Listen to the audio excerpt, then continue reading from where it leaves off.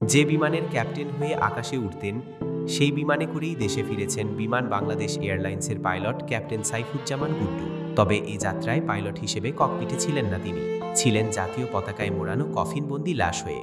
বাংলাদেশ বিমানের অভিজ্ঞ ও চৌকস এই পাইলট গত ৯ জুন কানাডার অন্টারিও প্রদেশে একটি হ্রদে নৌকাডুবির ঘটনায় মৃত্যুবরণ করেন। এ দুর্ঘটনায় সাইফুজ্জামানের সঙ্গে তার বন্ধু ও টিম গ্রুপের ব্যবস্থাপনা পরিচালক আবদুল্লাহিল রাকিবও প্রাণ হারান। শুক্রবার রাত ৯টায় হজরত শাহজালাল আন্তর্জাতিক বিমানবন্দরে পৌঁছে সাইফুজ্জামানের মরদেহ। এদিন তার মরদেহ গ্রহণ করতে বিমানবন্দরে হাজির হন দীর্ঘদিনের সহকর্মী এবং স্বজনেরা।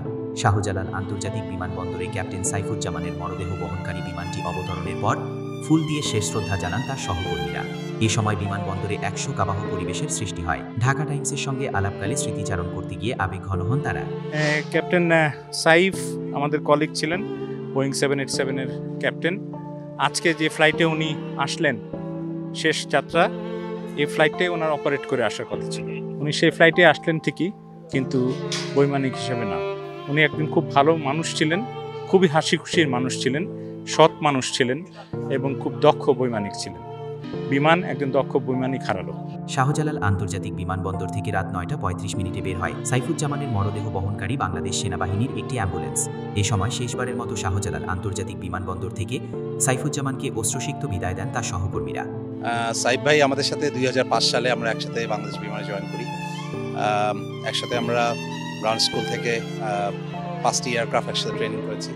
আমাদের অত্যন্ত ক্লোজ ছিলেন। সাইফ ভাই সবসময় খুবই ধীর স্থির এবং অতি দক্ষ একজন পাইলট ছিলেন। আমি গেল মাসে তার সাথে 2টো ফ্লাইট করেছি, এই 787-ই। আমরা বিভিন্ন জায়গায় ফ্লাইটে যাই, সেখান থেকে আমরা বিভিন্ন জায়গায় অ্যাডভেঞ্চারে বের হই, বাট এরকম দুর্ঘটনায় কখনো পড়বে এবং সাইফ ভাই, এটা আমরা আসলে কেউই মানতে পারছি না।